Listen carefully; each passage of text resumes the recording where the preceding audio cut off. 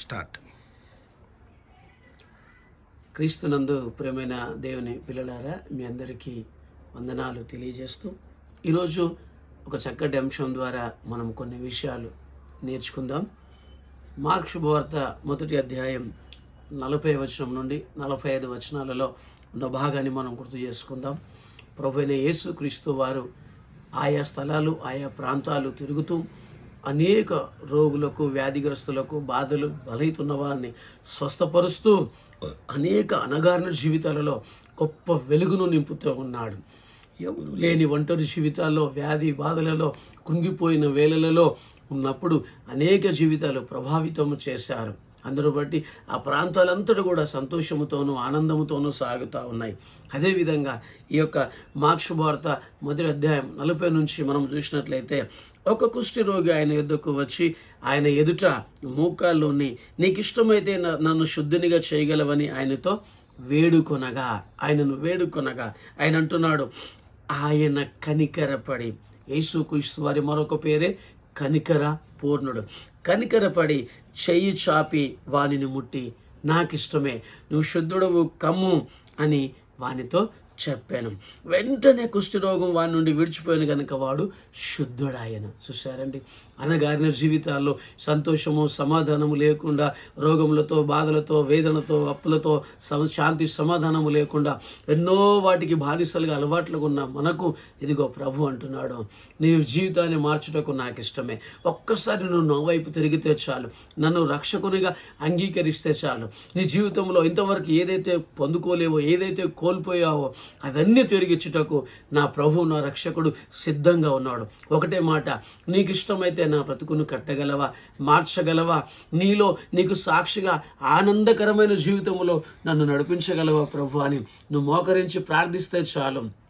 ఊహించని ఆశీర్వాదాలతో దేవుడు నిన్ను దర్శిస్తాడు, నిన్ను దీవిస్తాడు. ఎంత గొప్ప కార్యం చేసి చెప్పిన వెంటనే ఆయన కుష్టి రోగము వెళ్ళిపోయింది.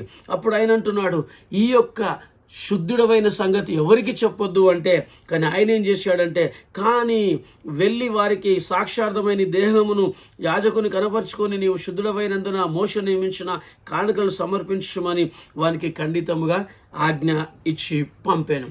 అయితే ఈ యొక్క రోగము పోయినందు నువ్వు సంఘంలో, సమాజంలో చేర్చబడాలంటే యాజకునికి కనపరుచుకో అని చెప్పినప్పుడు ఆ రోగము నయమైపోయింది, కుష్టి పోయింది అని నీ నిర్ధారణ కావాలంటే నీ సేవకునికి, యాజకునికి కనపరచు అన్నప్పుడు ఆయన వెళ్ళి కనపరుచుకున్నాడు, కృతజ్ఞతగా కానుక వేశాడు.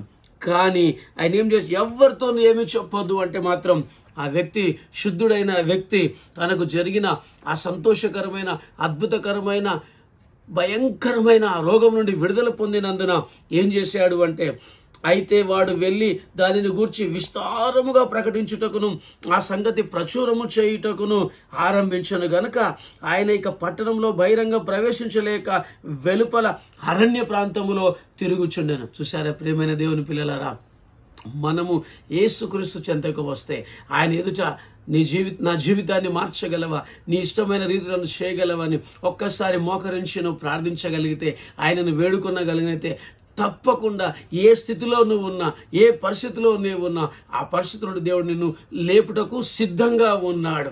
ఇదే రక్షణ దినం, ఇదే అనుకూలమైన సమయం.